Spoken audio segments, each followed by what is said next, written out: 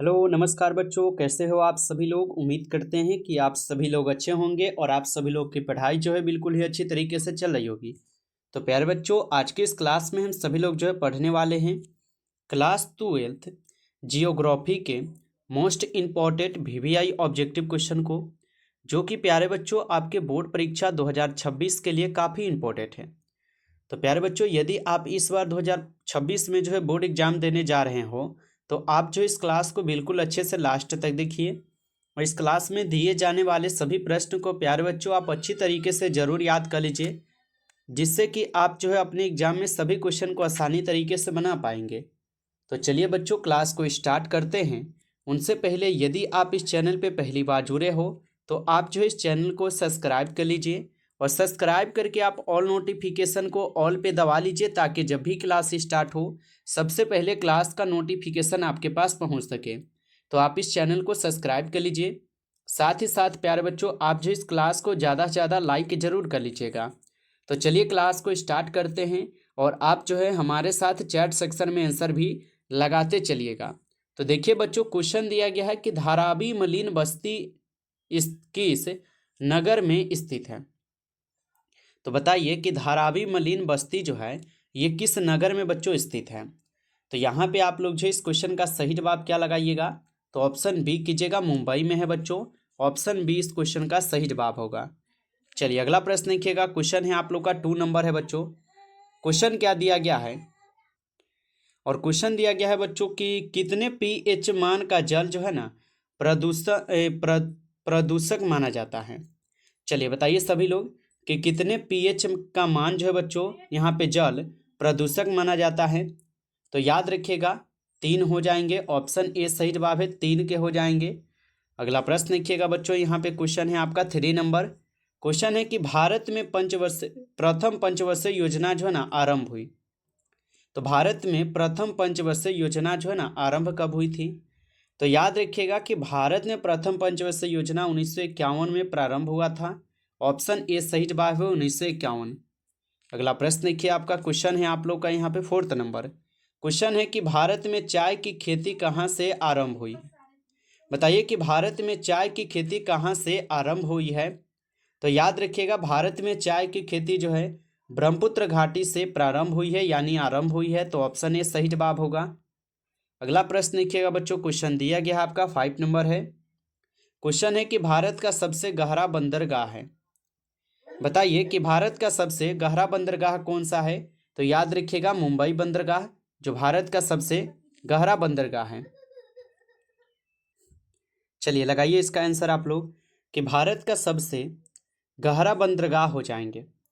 तो भारत का सबसे गहरा बंदरगाह आपको पता है मुंबई है। ऑप्शन डी इस क्वेश्चन का आपका सही जवाब है, याद रखिएगा। अगला प्रश्न देखिएगा, आपका यहाँ पे क्वेश्चन है 6 नंबर कि इनमें कौन नियोजित नगर है। बताइए बच्चों कि इनमें कौन है जो नियोजित नगर है। तो यहाँ पे आपके नियोजित नगर हो जाएंगे चंडीगढ़, किन्नबरा और जमशेदपुर, ये सभी है। तो ऑप्शन डी इस क्वेश्चन का आपका सही जवाब होगा, इनमें से सभी। अगला प्रश्न देखिएगा बच्चों, यहाँ पे क्वेश्चन है 7th नंबर कि भारत के किस राज्य में साक्षरता दर जो है ना सबसे अधिक है। तो भारत के किस राज्य में साक्षरता दर सबसे अधिक है। तो केरल आप लोग याद रखिएगा। ऑप्शन ए सही जवाब है, केरल हो जाएंगे। अगला प्रश्न देखिए आप लोग का यहाँ पे क्वेश्चन है, और 8 नंबर क्वेश्चन क्या है कि विश्व व्यापार संगठन की स्थापना कब हुई। बताइए विश्व व्यापार संगठन की स्थापना कब हुई थी। तो याद रखिएगा बच्चों, विश्व व्यापार संगठन की स्थापना जो है 1995 को होता है। तो ऑप्शन बी इस क्वेश्चन का आपका सही जवाब है। अगला प्रश्न है आप लोग का कि ध्वनि की माप जो है ना इकाई क्या है। तो ध्वनि की माप इकाई बच्चों क्या होगा। तो याद रखिएगा ध्वनि की माप इकाई होता है डेसिबल। ऑप्शन ए सही जवाब है, यहाँ पे डेसिबल होगा। अगला प्रश्न देखिएगा, आप लोग का क्वेश्चन है यहाँ पे 10th नंबर कि निम्न में से कौन जवाहरलाल नेहरू बंदरगाह कहलाता है। तो निम्न में से कौन जवाहरलाल नेहरू बंदरगाह कहलाता है। तो साथियों याद रखिएगा नहवा सेवा कहला जाएगा। ऑप्शन सी यहाँ पे सही जवाब है। चलिए आगे देखिएगा, आप लोग का अगला यहाँ पे प्रश्न क्या आता है। प्रश्न दिया गया है 11th नंबर। क्वेश्चन है कि बॉम्बे यानी मुंबई हाई किसके लिए जो है ना जाना जाता है। तो बम्बे, जिसको अभी मुंबई कहते हैं, ये हाई किसके लिए जाने जाते हैं? तो पेट्रोलियम के लिए, याद रखेंगे बच्चों, पेट्रोलियम के लिए जाने जाते हैं, याद रखिएगा। अगला प्रश्न है आपका, क्वेश्चन है कि प्रौद्योगिकीकरण से कौन सा प्रदूषण होता है? बच्चों सभी क्वेश्चन VVI क्वेश्चन है जो आपके परीक्षाओं में पूछे जाते हैं, अच्छे से आप इन क्वेश्चन को याद कर लीजिए। बताइए कि औद्योगिकरण से कौन सा प्रदूषण होता है? तो याद रखिएगा, औद्योगिकरण से आपके इनमें से सभी होते हैं, जल प्रदूषण, वायु प्रदूषण और ध्वनि प्रदूषण। अगला प्रश्न है आप लोग का, यहाँ पे क्वेश्चन दिया गया है 30 नंबर कि ऑपरेशन फ्लड संबंधित है। तो ऑपरेशन फ्लड जो है ये दूध से संबंधित है। ऑप्शन डी इस क्वेश्चन का सही जवाब है, दूध से। अगला प्रश्न है आप लोग का, यहाँ पे क्वेश्चन दिया गया है 40 नंबर की हॉर्टिकल्चर संबंधित है। तो हॉर्टिकल्चर जो है ये संबंधित हो जाएंगे फल एवं सब्जी से। ऑप्शन डी इस क्वेश्चन का सही जवाब है। अगला प्रश्न है आपका, और क्वेश्चन दिया गया है क्या आप लोग का कि निम्नलिखित विद्वानों में से किसने मानव विकास सूचकांक निर्मित किया? बताइए कि निम्नलिखित विद्वानों में से किसने मानव विकास सूचकांक को निर्मित किया? तो बच्चों आप लोग याद रखिएगा, ये किए थे डॉक्टर महबूब उल हक। ऑप्शन सी सही जवाब है, याद रखिएगा। चलिए अगला प्रश्न आपका आता है यहाँ पे क्या, तो 60 नंबर क्वेश्चन है कि निम्नलिखित में से कौन सा भारतीय नगर गैरीसन नगर की श्रेणी में नहीं है?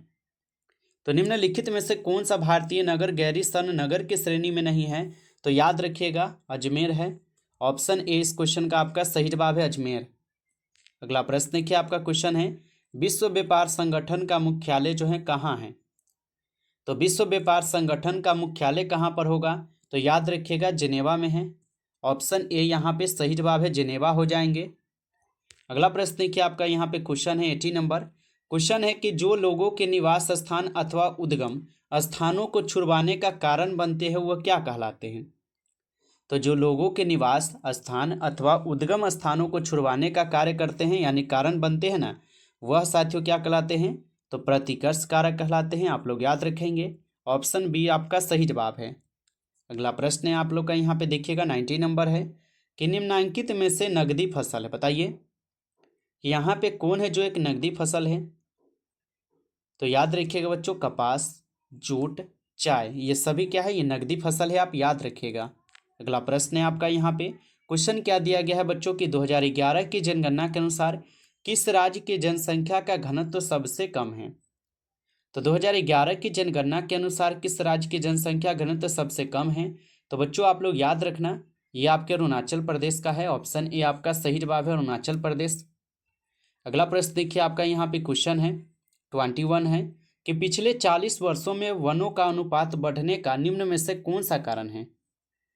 तो पिछले 40 वर्षों में वनों का अनुपात बढ़ने का निम्न में से कौन कारण है? तो बच्चों याद रखना, वर्गीकरण के विस्तृत व सक्षम प्रयास। ऑप्शन ए यहाँ पे आप लोग का सही जवाब होगा। अगला प्रश्न है आप लोग का, यहाँ पे 22 है कि निम्नलिखित में से किसे प्रायः प्रदूषक नहीं माना जाता है? बताइए कि निम्नलिखित में से किसे प्रायः प्रदूषक नहीं माना जाता है बच्चों? तो याद रखना, कार्बन डाइऑक्साइड को प्रदूषक यहाँ पे नहीं माना जाता है। ऑप्शन सी सही जवाब है। अगला क्वेश्चन देखिएगा बच्चों, क्वेश्चन है 23 क्वेश्चन कि किस प्रदूषण द्वारा सर्वाधिक बीमारियां होती हैं? तो किस प्रदूषण द्वारा सर्वाधिक बीमारी होती है? तो जल प्रदूषण के द्वारा सर्वाधिक बीमारियां होती है, याद रखिएगा।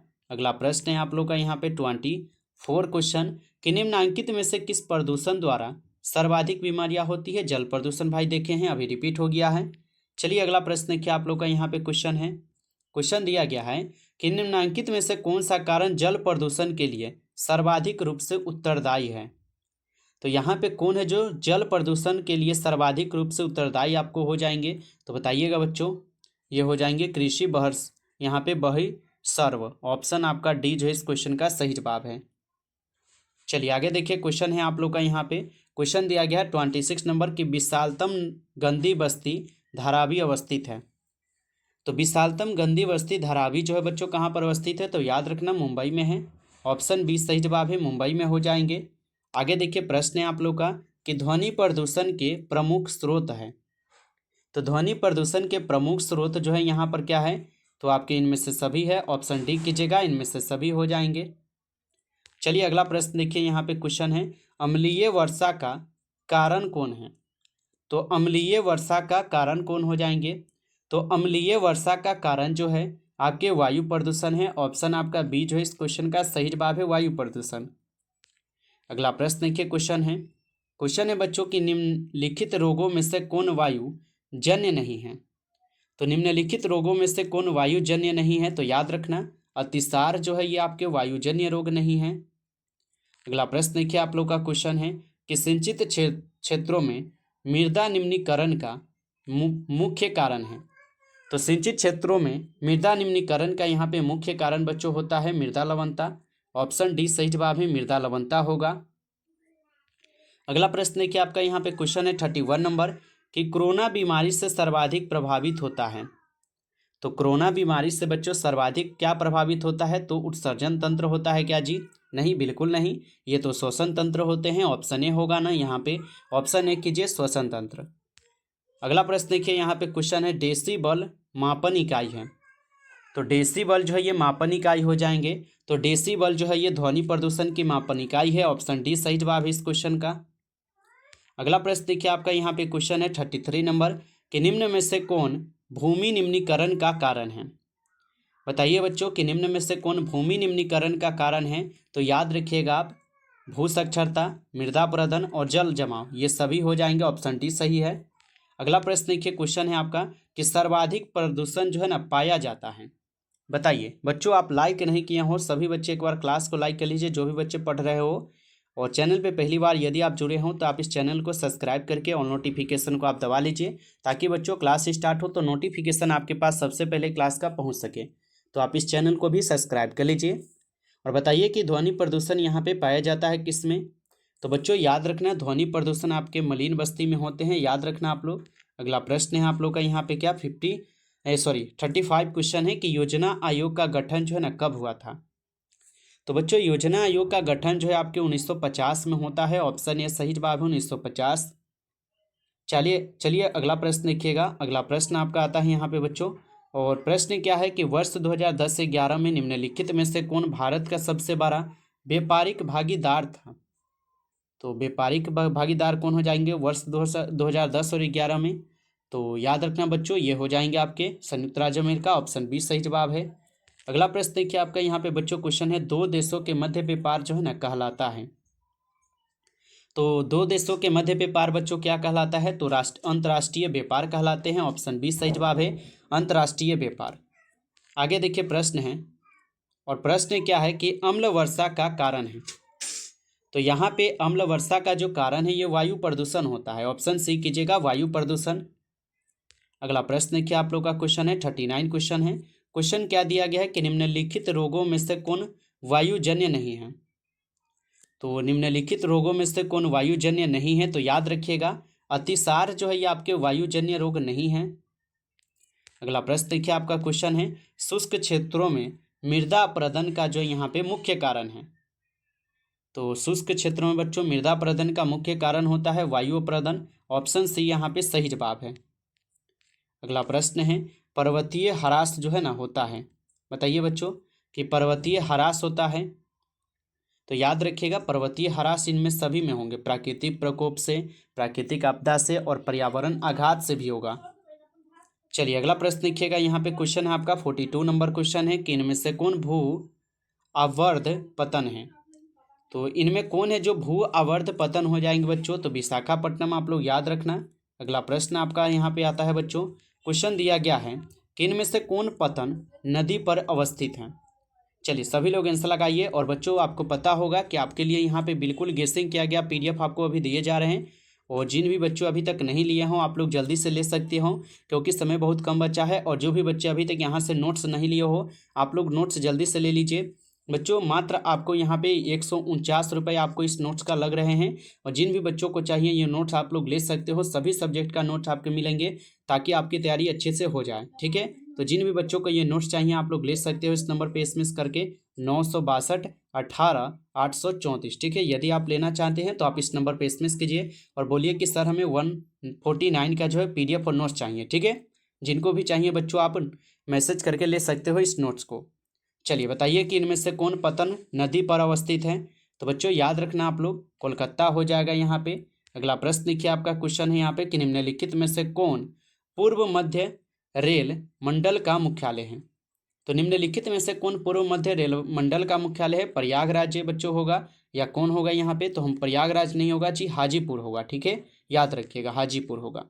अगला प्रश्न है कि उत्तर दक्षिण गलियारा जोड़ता है। तो उत्तर दक्षिण गलियारा जो ये श्रीनगर को कन्याकुमारी से जोड़ते हैं। अगला प्रश्न देखिएगा, अगला यहाँ पे प्रश्न है भारतीय रेल प्रणाली को कितने मंडलों में विभाजित किया गया है। तो भारतीय रेल प्रणाली को कितने मंडलों में विभाजित किया गया है, तो याद रखिएगा आप लोग, इनको कुल जो है यहाँ पे कितने में किए गए हैं, तो इनको जो ना कोई भी मंडल नहीं है। ठीक है, यहाँ पे कोई भी मंडल नहीं होगा इनके लिए। अगला प्रश्न है कि किस वर्ष भारतीय रेल की शुरुआत हुई। तो आपको पता है 16 अप्रैल 1853 को भारत में प्रथम रेल चलाई गई थी, याद रखिएगा आप लोग। अगला प्रश्न है आप लोग का यहाँ पे कि भारत में सबसे पहले रेलगाड़ी किन स्टेशनों के बीच चली थी। तो प्रथम रेलगाड़ी 16 अप्रैल 1853 को चली, जो मुंबई से लेकर थाने के बीच में चलाई गई थी। ऑप्शन ए सही जवाब है, सॉरी ऑप्शन यहाँ पे सी है, मुंबई से थाने होगा, ऑप्शन सी होगा। आगे देखिए प्रश्न है आप लोग का यहाँ पे, प्रश्न है बच्चों कि भारतीय रेल जाल की यहाँ पे कुल लंबाई कितनी है। बताइए सभी लोग कि भारतीय रेल जाल की कुल लंबाई क्या है। तो याद रखिएगा 63,221 किलोमीटर होगा। अगला प्रश्न है क्या आप लोग का यहाँ पे, लास्ट प्रश्न है इस क्लास का। प्रश्न है कि भारत के निम्नलिखित राज्यों में से किस एक में स्त्री साक्षरता दर जो है ना निम्नतम है। तो बच्चों याद रखना, बिहार में जो है स्त्री साक्षरता दर निम्नतम है। तो बच्चों इस क्लास में कुल आपके 50 क्वेश्चन थे, जिसमें कितना क्वेश्चन आप लोग सही कर पाए हो कमेंट में बताइएगा। अगर आपको क्लास अच्छा लगा हो बच्चों, तो आप जो है इस क्लास को ज़्यादा से ज़्यादा लाइक कर लीजिएगा। चैनल पे पहली बार जुड़े हो तो आप इस चैनल को भी सब्सक्राइब करके ऑल नोटिफिकेशन को आप दबा लीजिएगा, ताकि जब भी बच्चों क्लास स्टार्ट हो नोटिफिकेशन आपके पास पहुंच जाए। और अगर आप नोट्स अभी तक नहीं लिए हों तो आप जल्दी से ले लीजिए, नोट्स आपके लिए बन चुके हैं, तैयार है बच्चों। जिन भी बच्चों को चाहिए नोट्स ले सकते हो। 962 18 834 पे आप लोग को एसएमएस करना है, या कॉल भी करके आप लोग एसएमएस करके पीडीएफ को लेकर पढ़ सकते हो। ठीक है, ठीक है बच्चों, मिलते हैं आपसे एक नई टॉपिक के साथ नेक्स्ट क्लास में। तब तक के लिए सभी प्यारे बच्चों को टेक केयर, अच्छी तरीके से तैयारी करते रहिए।